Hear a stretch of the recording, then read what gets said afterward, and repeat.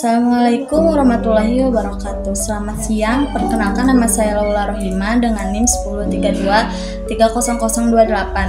Di sini saya akan menyampaikan presentasi tentang perencanaan sumber daya manusia. Topik ini sangat penting karena sumber daya manusia adalah aset utama dalam sebuah organisasi.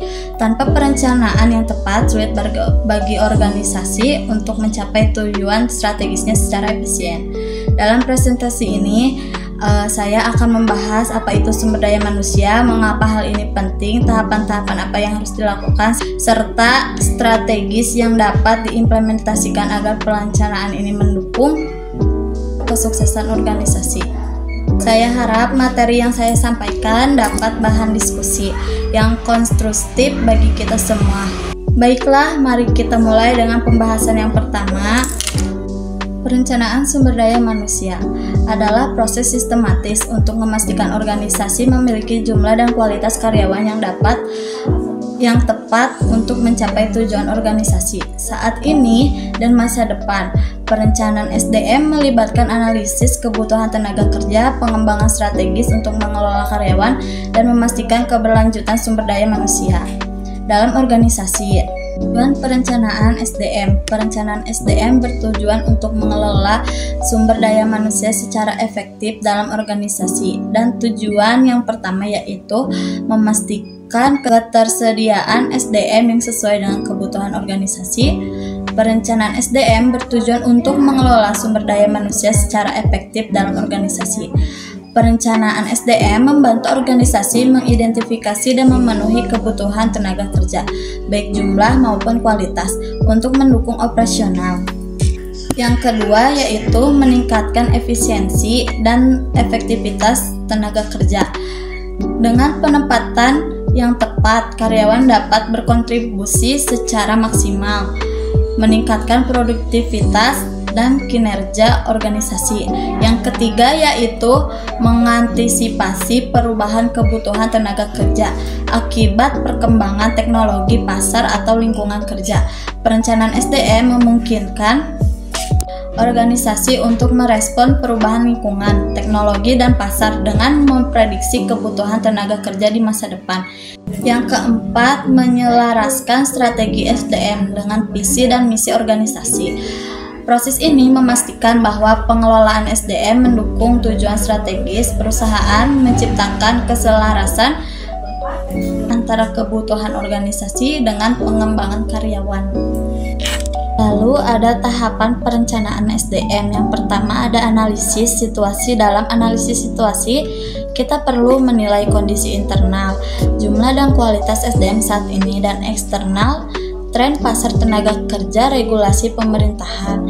Lalu mengidentifikasi kekuatan, kelemahan, peluang, dan ancaman SWOT dalam manajemen SDM. Yang kedua, peramalan kebutuhan SDM. Ada dua, yaitu kebutuhan kuantitatif adalah berapa banyak tenaga kerja yang dibutuhkan. Lalu kebutuhan kualitatif adalah kompetensi atau keterampilan yang diperlukan. Yang ketiga, analisis kesenjangan SDM, yaitu membandingkan antara kebutuhan SDM di masa depan dan kondisi SDM saat ini, lalu mengidentifikasi kesenjangan dalam jumlah, keterampilan, dan posisi. Yang keempat, pengembangan rencana tindakan. Ada rekrutmen dan seleksi adalah menarik dan memilih karyawan yang sesuai dengan kebutuhan. Lalu ada pelatihan dan pengembangan adalah meningkatkan keterampilan karyawan saat ini. Lalu retensi adalah mengembangkan strategi untuk mempertahankan karyawan berbakat. Lalu penggantian adalah menyiapkan rencana suksesi untuk posisi kunci. Yang kelima ada implementasi, yaitu yang pertama melaksanakan rencana SDM sesuai dengan strategi yang telah ditetapkan dan melibatkan semua pihak dalam organisasi mulai dari manajemen hingga departemen terkait. Yang keenam yaitu evaluasi dan pemantauan adalah menilai efektivitas rencana SDM dan mengidentifikasi area yang memerlukan perbaikan dan melakukan penyesuaian jika diperlukan.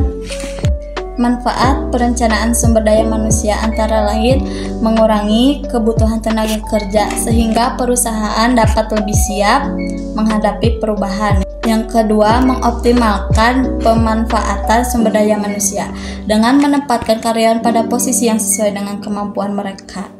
Yang ketiga, menghindari kekurangan atau kelebihan tenaga kerja. Selanjutnya, ada faktor yang mempengaruhi perencanaan sumber daya manusia. Dapat dibagi menjadi dua kategori. Ada faktor internal dan faktor eksternal. Faktor internal yaitu ada yang pertama, struktur organisasi adalah struktur yang jelas membantu dalam menentukan peran dan tanggung jawab, serta memudahkan alur komunikasi. Yang kedua, ketersediaan tenaga kerja internal adalah mempertimbangkan potensi dan kompetensi karyawan.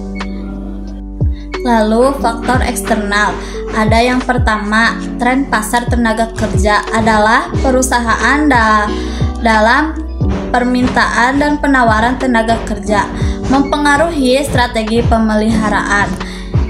Kedua, perubahan teknologi adalah inovasi teknologi dapat mengubah kebutuhan keterampilan dan jenis pekerjaan yang diperlukan. Yang ketiga, peraturan pemerintah adalah kebijakan ketenaga kerjaan dan peraturan. Hukum mempengaruhi proses keuangan dan manajemen sumber daya manusia.